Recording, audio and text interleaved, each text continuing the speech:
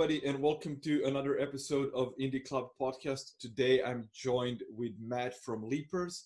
Leapers is a community of freelancers and self-starters helping people with awareness about mental health. I think I'm saying this correctly. I'm going to let Matt introduce himself, and then we're just going to take it away. So, Matt, please go. Hey, yes, you did a perfect introduction. Thanks, Tom. I run a project called Leapers, and our aim is to support the mental health of the self-employed. And we do that three ways. The first way is a community of peer support. So we have about 2,000 members of people who come together on our core Slack and just hang out. It's like, having a team for people who don't have a team. It's a bit like the water cooler at an office, or, a place where you can go make a cup of tea with other people, where you can complain about colleagues or just say hello in the morning. But it's also a fantastic place to ask any questions that you've got about running your business, or kind of get advice and wisdom and share your own experiences of self-employment. We also create resources and tools and guides for people who are thinking about starting, running their own business, and of course those people who are already running it but want to invest in looking after themselves. Because I think no matter how long you've been doing this, it can be very easy to forget to look after yourselves every so often. And we also work with businesses to try and help them be more aware of how some of their behaviors impact the self-employed, what they can do to better support us as a community, and ultimately help them do better work. Because that's, I think, underlying all of this, it's not really about a mental health issue, really. It's about being able to work well.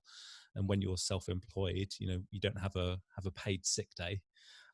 So we just want to make sure that everybody can do the best work possible, and mental health is a really important foundation for that. So how did you came about starting the community? So where did it come from? It was a bit of an accident, actually. I had a 6-month notice period. I was leaving a job, which I was a happy leaver. I just wanted to explore other opportunities and didn't have a job to go to. So I was just writing about that experience, about going through the process of creating a CV, and how that's a weird kind of old-fashioned way of just listing dates and places that you've been, rather than saying like what you can offer and where you're going in the future.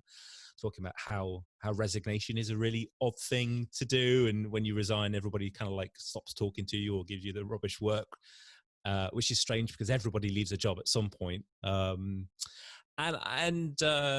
was just writing about some of the interesting experiences that I was going through as I was changing the way that I worked. And a lot of people were reacting positively and wanted to engage in the conversation. So I started a Slack channel just because it's a easy space to have a conversation, rather than the LinkedIn model of post and get comments back.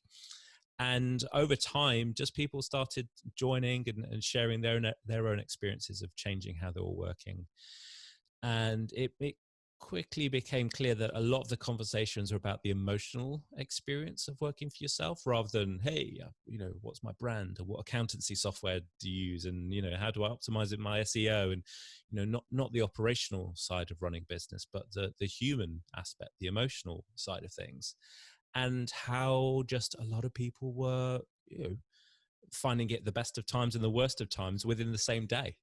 And it just struck upon an insight, really, that a lot of people who are working for themselves can often feel disconnected or isolated, or don't have people around them that they can just say, hey, what do you think about this? Or I'm struggling with this. How would you approach it? So we kind of, after the accidental community was born, I just kind of doubled down that focus and started asking questions about, well, what is it that really impacts our well-being and our emotional health when we're working for ourselves? What are the things we can put in place, and how can we make sure that we're creating more awareness, so people who are stepping into self-employment or are already self-employed are actively thinking about their own mental health, and also start to try and change some of the behaviors which have a negative impact upon our mental health. So, okay, before you started and before you actually quit your job, did it ever cross your mind all of the things that you started to think about once you actually became self-employed? I'd been self-employed before, so I was Okay. cheating a little bit. I've actually been self-employed for the majority of my career. I've only had one proper job. Okay. So I was well versed in the challenges of self-employment and having to keep yourself motivated and making sure that, if you don't put in your own career progression and training and development, then nobody else is going to do that for you, and how hard it can be to, come up with ideas and push ahead with stuff if you don't have somebody else holding you to account or nudging you forwards. So I was well aware of some of those challenges before. I think that's possibly a big gap for a lot of people when they are moving into self-employment, that they see freelance as as the opposite of a bad job. And it isn't the solution to a bad job.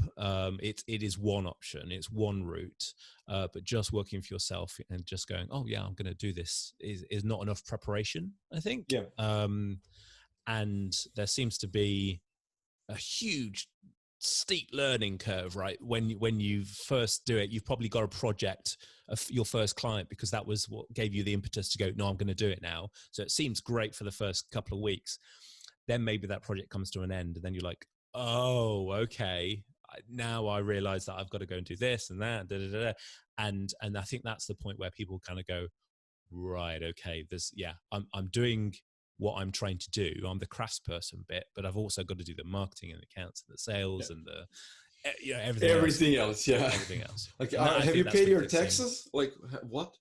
Yeah. Like, What's a tax? What's an IR35? Okay, yeah, never heard. Yeah. Yeah. One thing that so like yourself, I always like to say that I had like one job. It actually became two. So now it's like I'm down to two real jobs. One in Croatia before I actually started freelancing, and one in UK before I realized, yeah, this is definitely what I don't want to do in my life.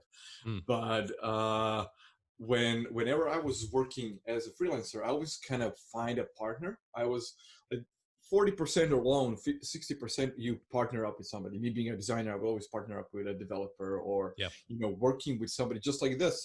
This podcast is like, yes, I am the host, but I work with David. David, he's a co-founder of the community. So Yeah. it's always easier to have somebody to kind of push you forward, you pull them forward. It's kind of seesaw relationship. So did you ever work with somebody else when you were freelancing, or you've mostly done it alone? And what would you advise to people who kind of become self-employed suddenly? Yeah, I couldn't agree more. I think that having a partner or a buddy or somebody you're working with is consistently one of the most significant reasons that people say, yeah, we're doing well, or I'm doing great work. So I lose count of how many people I've spoken to over the years, but yeah, pretty much every single conversation, the benefit of having a partner is talked about. And personally, I think it's always something which I felt that I've lacked, like having a committed work partner. Is something that I've always felt has been a gap. I know the projects where I do collaborate with others, whether that be, the client is acting as my partner, it's less of a kind of, like client supplier relationship, but more of a we've created a small team and we're working together. Those are always the most fulfilling projects. And equally, where I've worked as part of a team on a project, whether that's me pulling together that team or somebody else adding me to a team, those are always more, not just more fulfilling, but also seem to be more, I don't know, productive and rewarding, and yeah, I think you hold each other to account. So it's one of the things which we're looking at doing this year in Leapers is how actually can we create that sort of those little pods of accountability or support or motivation, because I think it's something that a lot of people are missing, and it's quite difficult to ask somebody for that help if they're not looking for it as well. So I think there's definitely a bit of a gap in the kind of the landscape of support, which is actually, yeah, I just need somebody who can team up with this, even if Yeah. it's not working together, it's kind of working to support each other. Yeah, sort of a like a sponsor basically that can check in on you. That's a great analogy. Yeah, a sponsor. I mean, I think there are lots of types of relationships which work really effectively in this space. So I think therapy is always a really interesting relationship to look at, because that person is not guiding you in any way. They're not giving you any advice. They're not saying yes or no, or do this or don't do this. They're just asking really good questions. And also it's a time and a space to hold for yourself, to say, well, okay, here's an hour a week where I'm going to be, challenged a little bit. And I think even just that act of somebody just saying, have you thought about this? Have you thought about that? What about this? How does that make you feel? Just having that, little, it's not a devil or an angel on your shoulder, but it's just a provocateur. Yeah, yeah. It can help massively. Yeah, I have one of my first business partner is a person that I still turn to, even though we haven't been working together on the same project for over 5 years now. He's the type of person that can poke holes in any idea or project. So he'll always kind of like, did you think about this, or do you think about it? Why not this? Why did you take this route? And it kind of challenges my reasoning. And if I say, well, I don't know, or just it kind of makes me want to expand on whatever my thinking was. And I think it's just it could be a good thing. And I do that for a couple of people as well, as being the guy that kind of helps them on their journey. And yeah, it could be a really good thing. And how did you find your business partner originally? How did that relationship develop?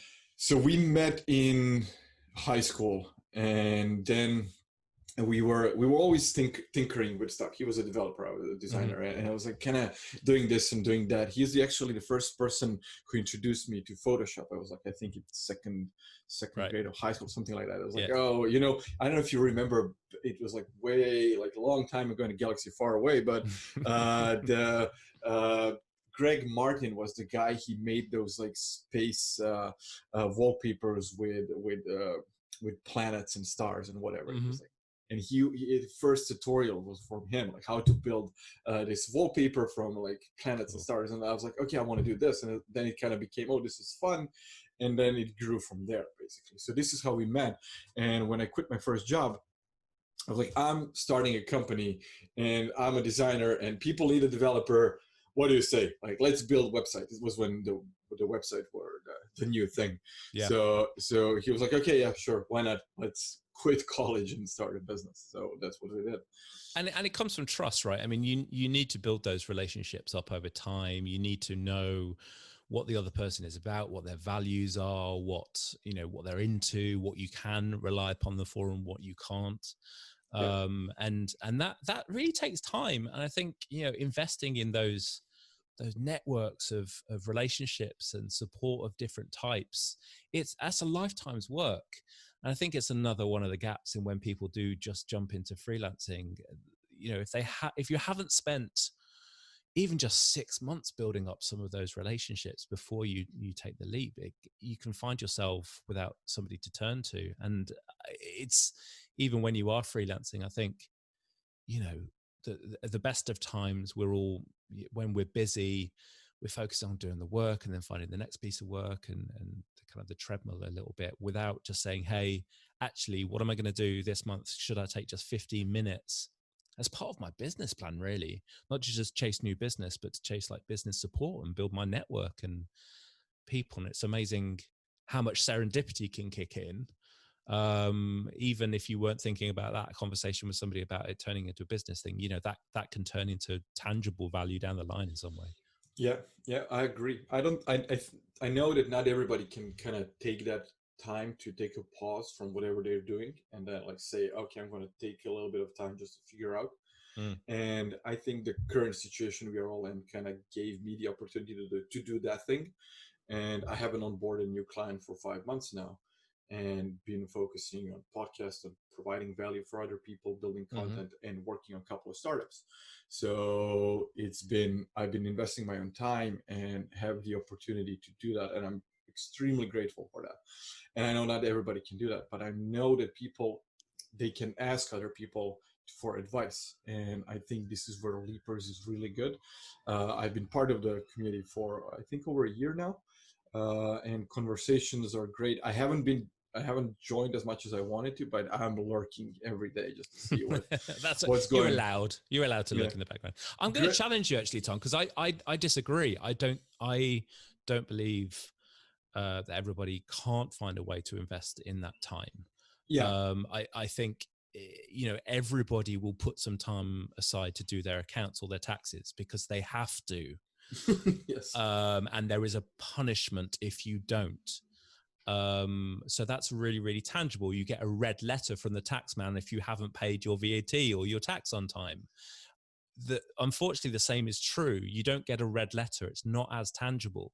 But if you don't put aside time to look after yourself, to invest in your support networks, to build those relationships, the tangible outcome of that is you won't feel as supported. You won't get as much work in the future. You won't be able to do your best work.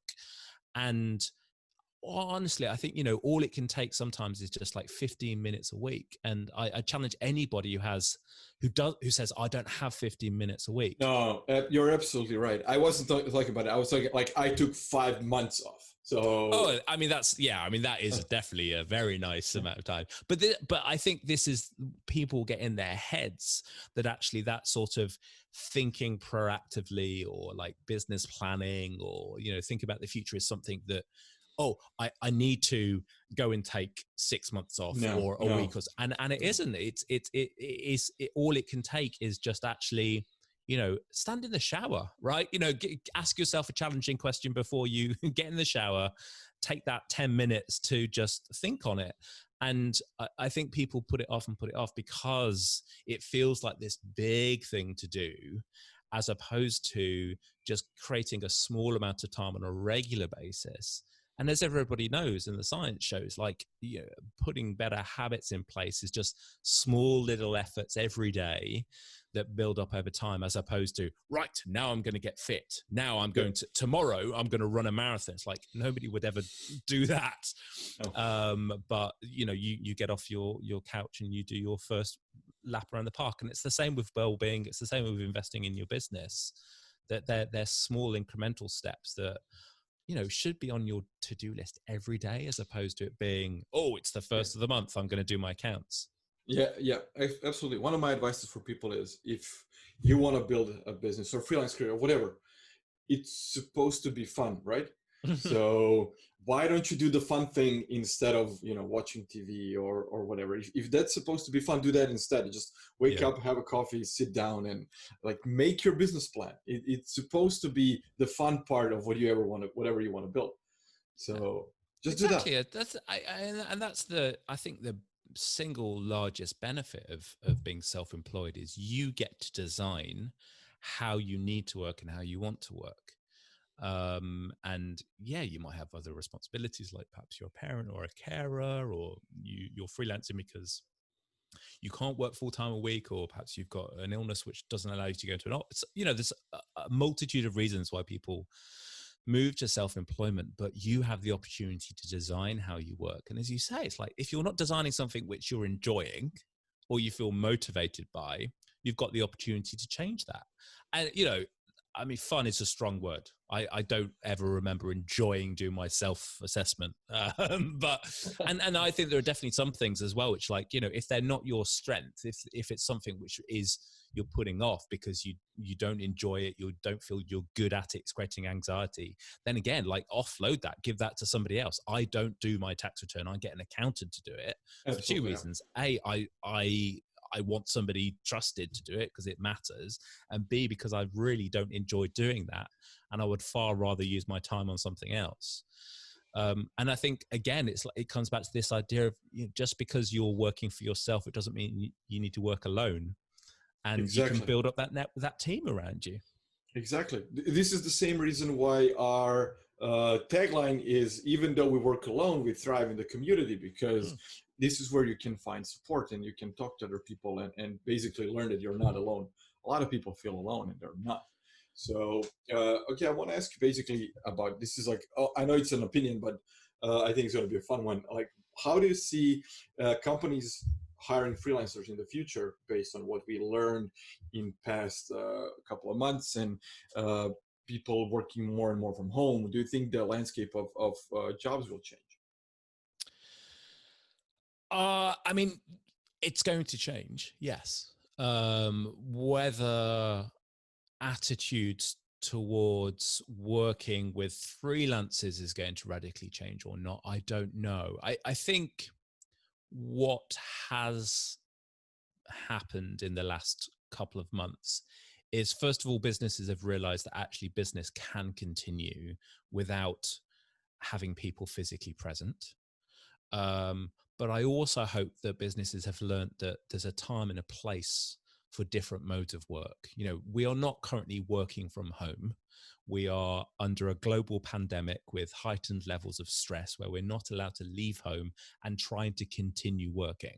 So it's very different to a company instigating a remote working policy. So I think any business which uses this as a test to see whether remote working is right for them should be mindful, because productivity is not what it should be. And equally, you know, there are plenty of tasks which are just better when you come together in a group, just period, they are. And there are plenty of people who prefer working in a and, you know, like an office or a co-working space, and plenty of people who enjoy working from home. I think we need to be really careful that we don't fall into this binary state again of there's working from an office or there's working from home. It's just not true. It's like different people want to work in different ways at different times of the day for different tasks which they have. So businesses need to think about what works best for the objectives that they have and the team that they have. What I think from a self-employment perspective, employees are definitely getting more support and more of a spotlight has been shone on the importance of mental health at work when you're not at work. So that's a fantastic thing. For self-employment, I don't, you know, that doesn't cross over because employers don't have a legal responsibility to the self-employed in the same way they do with employees. And I think there is a risk of, you know, out of sight, out of mind. It's just a piece of work that turns up if it's a freelancer that isn't in the office and they're only around for 6 weeks, so it doesn't really matter. And there's a risk that could be even more of a problem. And as more businesses hire more self-employed people because they've laid a whole load of people off or they've been on furloughed and they don't have the teams to support projects, whatever it might be, that I think there will be an increase in the number of projects which are for the self-employed, and they might get forgotten a little because they're not visible. That said, I think there has been this light shone on the human aspect of work more than ever before, and businesses are realizing that you can't just expect people to, you know, work all day every day. You can't expect people to juggle, you know, homeschooling and work, and if their parents and there's more stuff than is just going on than their job title. So I think that, you know, we'll see a more human, I hope that we'll see a more human approach to work, and that those who are self-employed have spent the last couple of months connecting with others because they're feeling that they need that support, and those support communities continue to thrive. We've seen so many platforms spring up from nowhere suddenly, which are like, oh, actually I've created this Slack group, or there's a, you know, house party group or a WhatsApp group, or all of these little informal support communities. And that's exactly what we've always been kind of pushing for. It's not about come and join Leapers. It's like whatever your tribe is, wherever you find it, whatever platform, make sure that you have some. So I really think that most people are seeing the benefits of being connected to other people that are having a similar experience. Mm-hmm. I know that your podcast is called No More Water Cooler Talk. Yeah. And one thing that I advise to a couple of people who are suddenly find themselves in a situation working from home, like, you should schedule the actual water cooler talk on the calendar. And well, I have a friend who's a CTO of a big development company, and they always were really big on working in the office. They were Sure. their CEOs like very strong on like I call that ass in chair policy, Yeah. and I think it just comes from being an old school, not believing that people when they are home they actually work from home. Yeah. So when people suddenly find themselves home, he was like, "Oh, how do we know that they're working?" Blah blah blah. And I was like, Yeah. are they actually achieving whatever you set out to achieve? Like, are they basically making the whatever the KPIs or goals, Yeah. however that you're calling this thing? It's like yes, cool, so good. So people are making whatever they said they're going to make. That's good. So and at some point it started to, you know, people get frustrated. It started to fall off. So of course John is missing Mark or Helen is missing, whatever. Did you ever schedule some informal chat with those people? Like, no. Why? Yeah, it's completely. I mean, I think, yeah, there's a whole load of points there, Tom. I think you're absolutely right. I mean, and this is not a working from home COVID issue at all, that we measure the wrong things. We measure, you know, timesheets, time on a client, as opposed to whether you've done the thing that was asked for.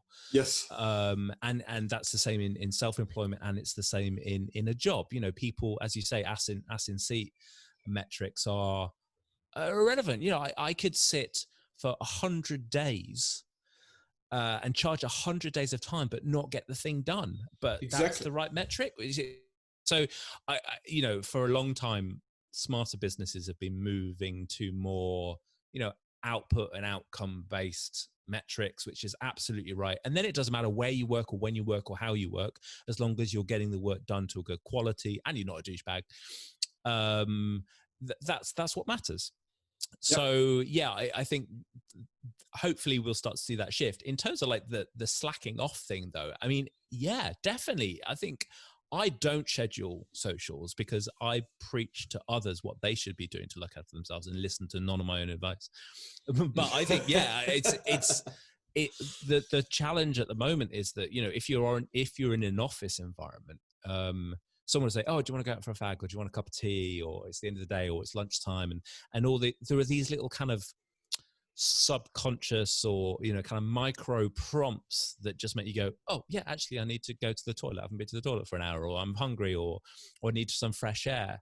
And you just don't have those if you're not around other people or from home, or time has no meaning anymore. So I frequently look up at the end of the day when I think, "Oh, I've done enough work for now," and it's like, "Oh Christ, it's 10:30 at night." So I think it can be useful to schedule in things like socialization, so you don't forget to have that cup of tea with somebody, to check in with people. So you do remember to do it. The other thing it really helps you do is not just focus on work, because in the normal situation of things, you're not 100% productive. You're not 100% doing work, right? You're having a chat with somebody about what they saw on TV. You're checking your Facebook for like holiday photos. And it's an important part. It's rest, one, it's socialization. It's like kind of connecting, building relationships with other people in your team and who you work with. All those things really, really matter. So forcing yourself to say, have a conversation about nothing at all work related is essential emotionally, but also professionally. And this is the conversation that we have with businesses, is it's not just about emotional health. It's about quality of work and commercial value. Because if I'm having a conversation with you, before we started recording, we were talking about ice cream, and it's clear that we both love ice cream and we're fans of it.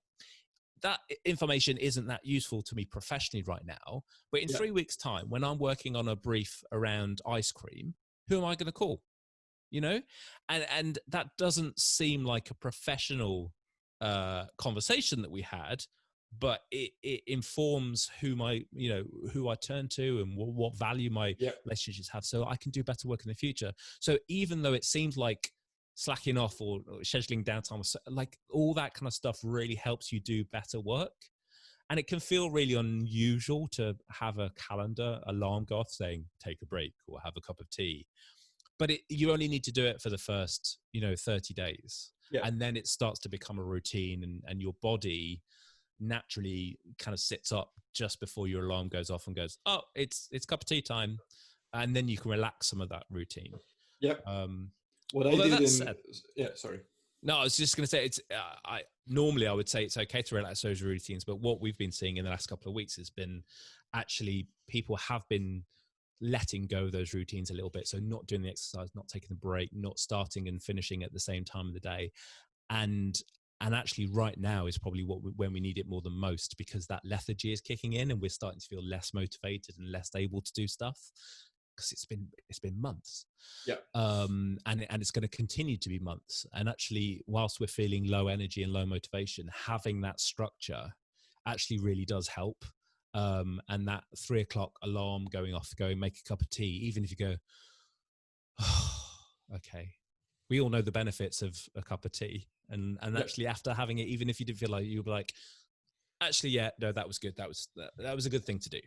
Yeah, and one thing that in Slack there are, like, you can set your status like available, busy, whatever. Nobody uses it. Everybody's online constantly. Mm. So what I started to do is like, hey, are you doing something? Like, am I interrupting? No, and just click the call button.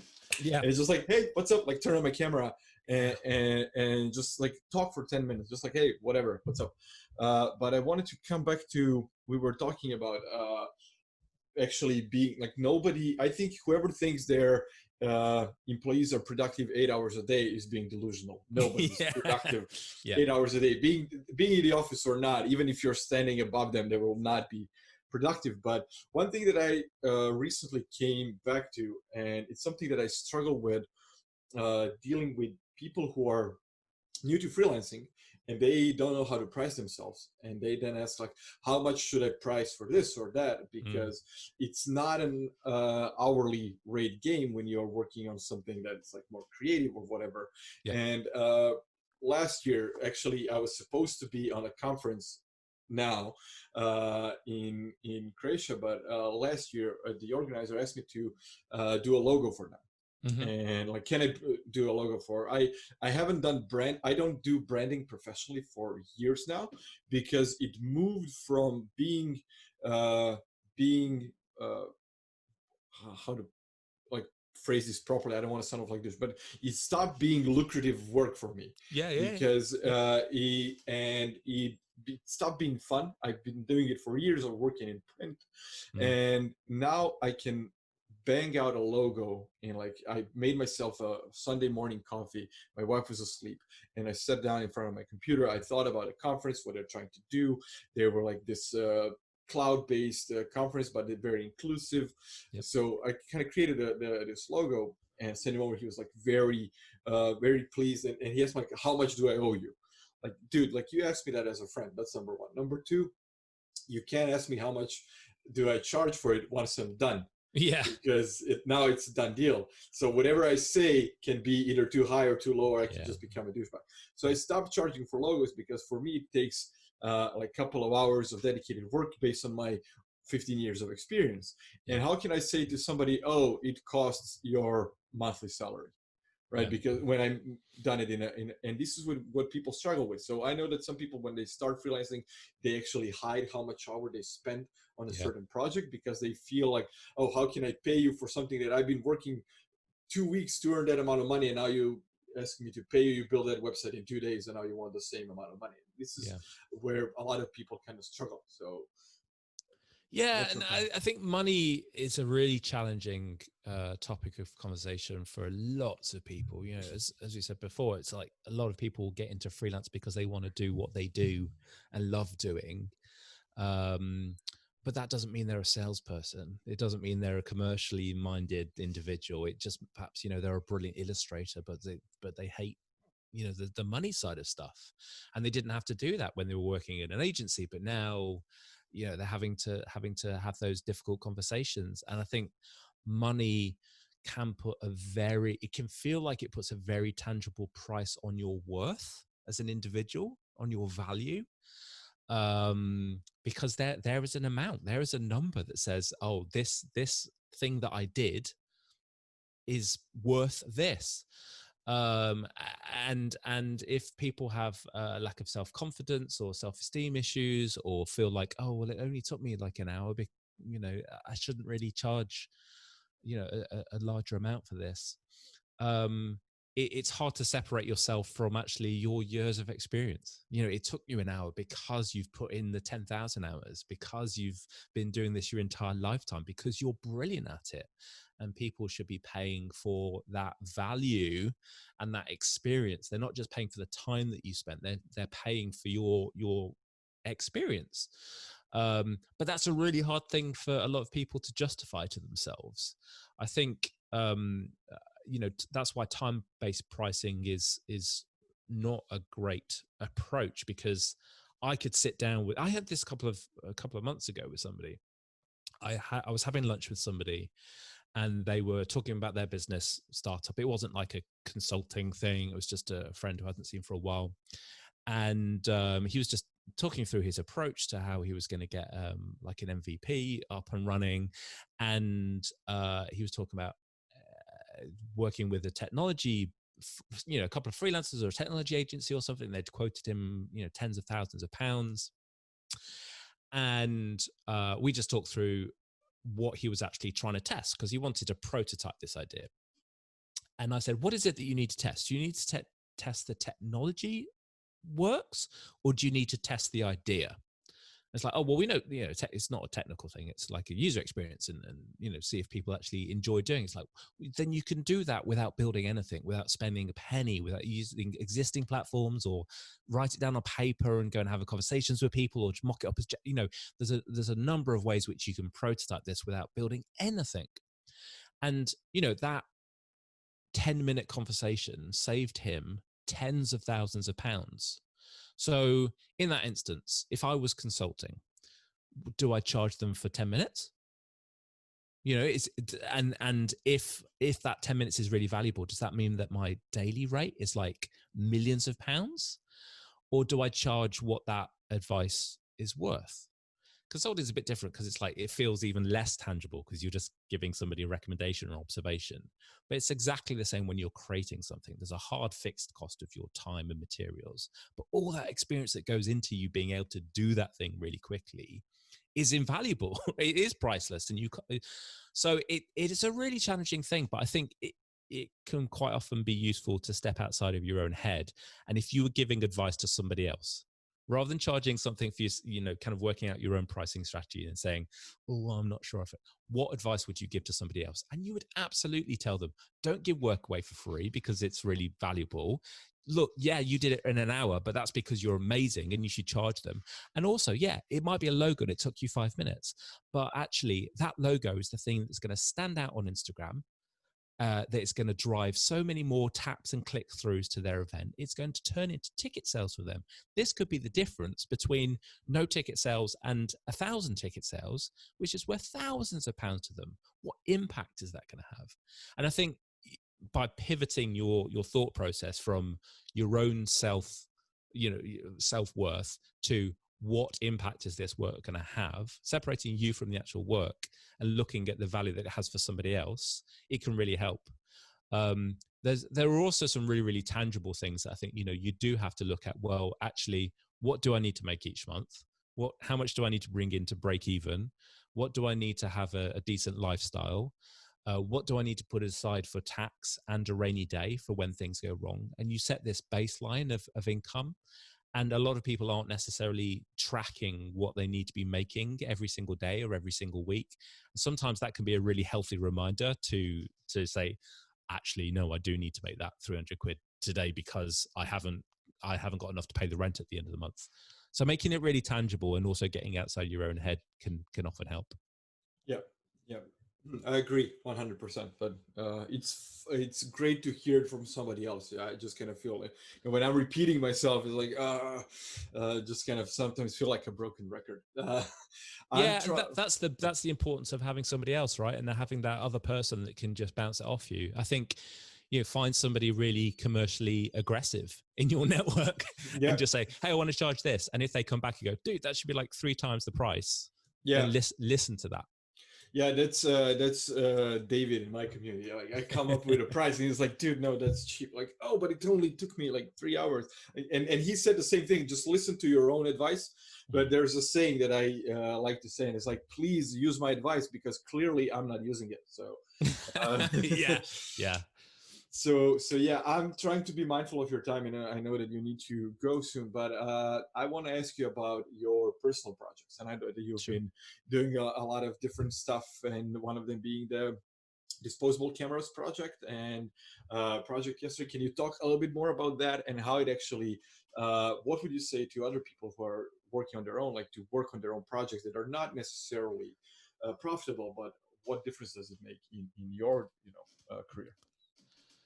I think they're absolutely essential to balance um, the kind of work which you're doing. There are always going to be projects which you aren't 100% excited by. You know, there's, if anybody thinks that freelancing means they can pick and choose the work which they do, they are kidding themselves. Um, and having personal projects means that you can balance the stuff which you have to do and the stuff that you want to do. Hopefully that's balanced in the paid work which you're doing as well, but it can make a big difference. It also gives you an opportunity to learn new skills, try new things, test new stuff, and apply it. And then gives you some work in your portfolio to say, oh no, I have done something with this new technology or this new approach. And then when you do have a client conversation and they say, hey, have you ever done any kind of AR, or have you done anything like, yeah, here's what we did. So it gives you a bit more confidence of talking around those things. Um, and and I think also there's a massive angle around like you don't know what will come from these things, right? I'm a big believer in serendipity, and actually, you know, the project yesterday and disposable camera project, and you know, all of those projects are around this idea of what happens, what might happen if we just put something out there into the world, or if we open ourselves up to a bit more randomness and a bit more uncertainty, what good things might come from it. And I think, you know, I probably had more work and interest and contracts that came through as a result of the disposable memory project than any kind of new business calls or sales, or you know, because it was like, oh, you've done this, is really interesting. Can you apply your creative thinking to this thing that we've got over here? So, you know, I don't just see them as these like side little hobby projects. See them as an investment in yourself. See them as an investment in your business. I think, you know, productivity is not just sitting down and creating outputs. It's also part of your job to have inputs, to read more, to relax, to rest, to go and see different things, to try stuff, to not work. You know, that's all part of what productivity is. And side projects are a critical part of that. Leapers is a side project. It doesn't generate any revenue or income. But the benefits of it for me is that I have a community that I can support. I've learned a huge amount about the challenges of our community and the people who work in this way. I've learned a huge amount about mental health, and all of those things benefit me in the work that I do, where I do get paid. So I don't like the phrase side project, because it suggests that it is something that is out of what you're focusing on. I think they're all just projects, and they have varying levels of attention and and income and value to you. And actually, if we generally just kind of see our work as a collection of things that we are moving between, they all have value in some way. So bring it from the side into the middle. Yeah, okay, great. And one last thing, and then I'll let you go, is what is, I got an email, so I know what it is, but I want to ask you so you can say in your words, the future of Leapers and plans for 2020. Oh, who knows? I mean, I did a big exercise at the end of 2019 to say what 2020 would look like. And there was this thing that happened that kind of changed stuff. And in a lot of ways, it brought a lot more people to us. We had like 30,000 people visiting, looking for some resources and support in a relatively short space of time. So we're kind of adjusting to that a little bit, but I think that the focus is still on supporting the self-employed who don't have an employer looking out for them, and building awareness, creating tangible things that help, and working with businesses. And there are three things which I'm trying to focus on at the moment. One is creating tools for businesses to help them work better with freelancers. So that's things like better onboarding, better post-project feedback, just making sure that that working relationship is as good as possible. So that's something which will hopefully generate revenue that allows us to continue doing the project. And then for the individuals, we've got these two things. The first is this pods kind of idea that I talked about, how you can create small groups of support and accountability for each other.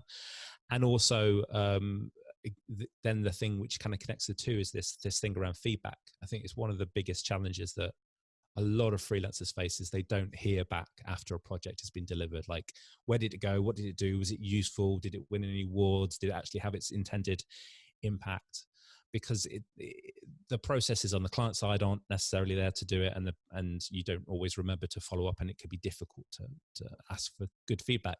So we're looking at creating some tools to help freelancers get better feedback and help businesses give better feedback. Great. So if people want to join you, I'm gonna link to everything, basically everything related to what we talked about, and sure, hopefully people will join the community. And I already know a couple of people that will be really great assets to the community. I'm gonna send them the links. I do this, every now and then, but now like talking this, it jogged my memory. Like, oh, these couple of people really need to join. Awesome. So, we always love welcoming new people from wherever they are. Yeah, I'm looking forward to see where this will grow. And thank you. If nobody said this today, thank you for doing this and doing what you do, because I think it's really beneficial. It helped me, and I know it helped a lot of people. Thanks, Tom. And equally, thanks to you too. I mean, I think this is what's really important, that it is a network of communities that we're all pulling together, because we've all got very shared goals. We just want to support our community and make sure that we're all working well. And I think the more organizations and communities and products and platforms that build up this support network for people, that's what I want to see. I want to see a more sustainable and supportive world for modern workers. And I certainly can't do it alone. So thank you too for all the work which you're doing and constantly putting out the message out there and creating a space for your community. My pleasure. And so we're building this awesome Venn diagram, and in the center is going to be, I think, it's amazing people. Exactly. That really work in the future. So yes, thank you once again for your time. I'm going to wrap it up here. Hopefully we're going to have a follow-up episode in the future, because there are a lot of stuff that I haven't even scratched the surface yet. So if you're happy to join me again, I would really love that. Always. I'll just be at home. Yeah, me too. Okay, speak to you soon. Bye. Bye, everybody. Thank you for watching, and links in the description and all that stuff. So yeah, see you all. Bye.